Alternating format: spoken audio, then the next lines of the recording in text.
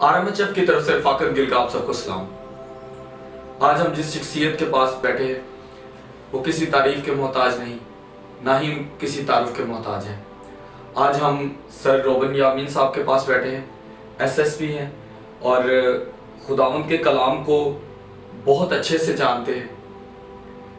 ہم ان سے چھوٹی سی گفتگو کرنے کے لیے ہم نے سر سے تھوڑا سا ٹائم مانگا۔ خداوند کا شکر ہے کہ انہوں نے ہمیں اپنا ٹائم دیا۔ سر سلام سر، آپ نے ہمیں اپنا ٹائم دیا، قیمتی وقت سر۔ سر ایک چھوٹا سا کویسچن تھا، بائبل سے آپ سے بات کروں گا۔ بائبل میں لکھا ہے کہ سب سے بڑا حکم ہے کہ اپنے خدا کو اپنے سارے دل، ساری جان اور سارے ایمان سے اس کی حمد کریں، اس کے آگے دعا کریں۔ لیکن اس کے بعد دوسرا حکم اگر دیکھا جائے تو پہلے تین جس طرح ہم کہتے ہیں فرسٹ، سیکنڈ، تھرڈ، یہ سب سے بڑے رینک ہے۔ دوسرا حکم سب سے بڑا یہ ہے اپنے پڑوسی سے اپنی مانند پیار کر۔ لیکن اکثر ہم لوگوں میں ایک کانسیپٹ ہے کہ ہم شرط رکھ لیتے ہیں، پڑوسی کون ہے، ہمارا رشتہ دار ہے، ہماری ذات کا ہے، ہمارے مذہب کا ہے، ہمارا دوست ہے، ہمارا دشمن ہے۔ تو کئی دفعہ ایسا بھی ہو جاتا ہے کہ اسی پڑوسی سے جھگڑا ہوا ہوتا ہے، کچھ دن کے بعد وہ مصیبت میں آتا ہے تو ہم اپنی آنکھیں ماتھے پہ رکھ لیتے ہیں، کہتے ہیں نہیں جی ہمیں کیا لگے۔ سر اس پہ چھوٹا سا کویسچن ہے کہ سر کیا ہمیں ان چیزوں کو سوچنا چاہیے کہ ہم کیوں ایسی باتیں سوچتے ہیں کہ پڑوسی، رشتہ دار، دوست، ذات پات، یا ہمیں یہ سوچنا چاہیے کہ سب سے پہلے ہمارے بہن بھائیوں سے پہلے پڑوسی ہمارے پاس ہوتا ہے؟ یہ بالکل صحیح ہے۔ اگر ہم خداوند مسیح کی زندگی کو دیکھیں تو مسیح نے بھی پڑوسی کے متعلق ایک تمثیل دی، ایک سامری مرد کی، کہ جو سڑک کے کنارے پر پڑا تھا زخمی حالت میں، تو جو بھی اس کے ایک پہلا گزرا، لاوی گزرا، تو اس نے دیکھ کے تو اس نے کوئی توجہ نہ دی۔ پھر دوسرا شخص گزرا، اس نے کوئی توجہ نہ دی۔ پھر تیسرا شخص آیا تو اس نے اس کو اٹھایا اور اس نے مرہم پٹی کی۔ تو خداوند نے اپنے شاگردوں سے کہا کہ اس کا پڑوسی کون ہے؟ اب ہم لوگ یہ سمجھتے ہیں کہ شاید جو ہمارے گھر کے ساتھ رہتا ہے وہی ہمارا پڑوسی ہے، اور اس سے اکثر ہمارے تعلقات اچھے نہیں ہوتے۔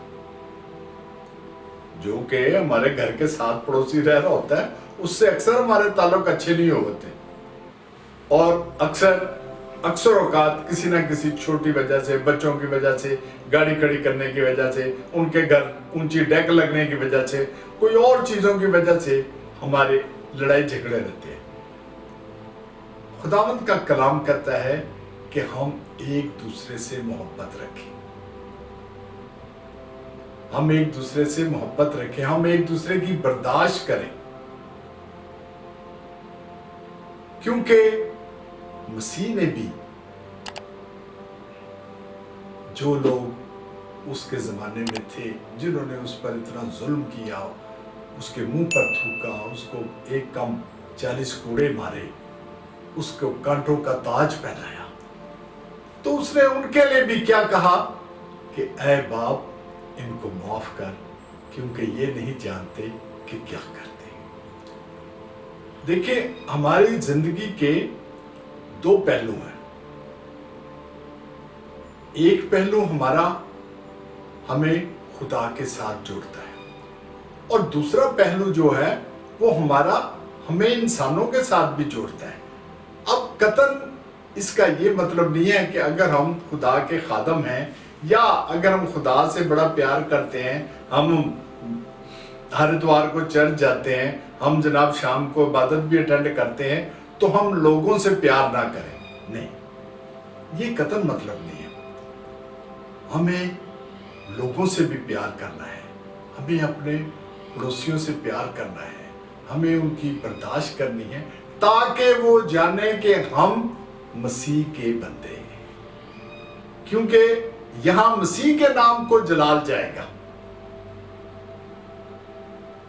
کلام میں لکھا ہے کہ اپنا مزاج ویسا ہی رکھو جیسا مسیح یسوع کا بھی تھا۔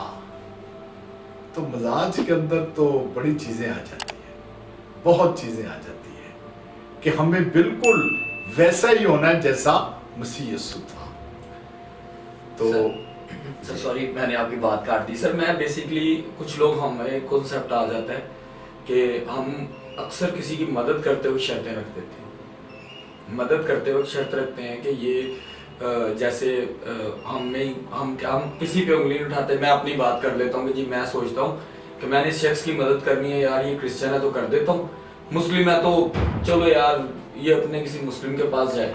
क्या आया ये हम लोगों में ये कॉन्सेप्ट होना चाहिए, एक आया मसीही होने के रेफरेंस से हमें ऐसा करना चाहिए कि हम ये सोच शर्तें रख लें कि हमारा दोस्त है या हमारा हम मजहब है तो हम इससे बात करें? क्या हमें मसीहों में ऐसा होना चाहिए? अरे फकल भाई इसी चीज को तो मैंने आपको सारा एक्सप्लेन किया। इतना सारा मैं क्या कह रहा था? सही। मैं यही कह रहा हूँ कि जब मसीह ने नहीं ये फर्क रखा तो मसीह ने हर एक को वैसा ही प्यार किया जैसा उसने अपने शागिर्दों से प्यार किया।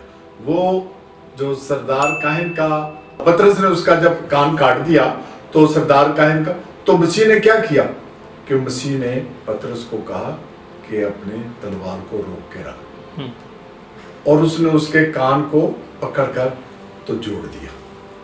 अब मसीह ये कहता है कि नहीं मैं तो भाई ये यहूदियों के लिए आया हूँ, मैं तो बनी इस्राएल के लिए आया हूँ, तो मैं जो है वो क्या उसे कहते हैं इसके कान को रहने दो, कटा है तो कटा नहीं।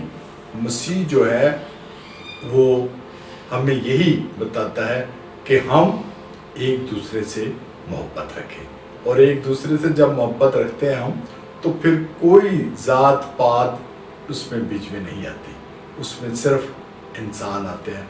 और खुदा ने हमें इंसान पैदा किया था, खुदा ने हमें क्रिश्चियन या मुस्लिम या हिंदू या सिख नहीं पैदा किया। ज़बरदस्त। मेरे ख्याल से मेरे इतने लंबे सवाल का ना वो एक ही आपने आंसर 2 लाइनों में क्लियर किया है कि सबसे पहले तो मोहब्बत जो है वो हमें जीसस क्राइस्ट से हमें एक उनका लेसन है कि मोहब्बत जो है वो सबसे बढ़ के। उसके बाद ये कि जब हम पैदा होते हैं तो हमें बाद में पता लगता है बड़े होके कि हम मुस्लिम हैं क्रिश्चियन हैं, लेकिन उससे पहले हम जब तक बच्चे होते हैं एक दूसरे से प्यार रखते हैं बगैर किसी इख्तलाफात के, बगैर किसी के, हमारा वो दोस्त होता है वो। लेकिन जब जैसे जैसे बड़े होते हैं हम लोग खुद अपने से कॉन्सेप्ट कर लेते हैं। So sir thank you so much, मुझे बहुत अच्छा लगा आज आपसे मुलाकात हुई, काफ़ी मुंतज़र था इस वक्त के लिए, तो आपने अपनी मसरूफियात में से हमें टाइम दिया sir, thank you so much. Thank you sir, thank you so much.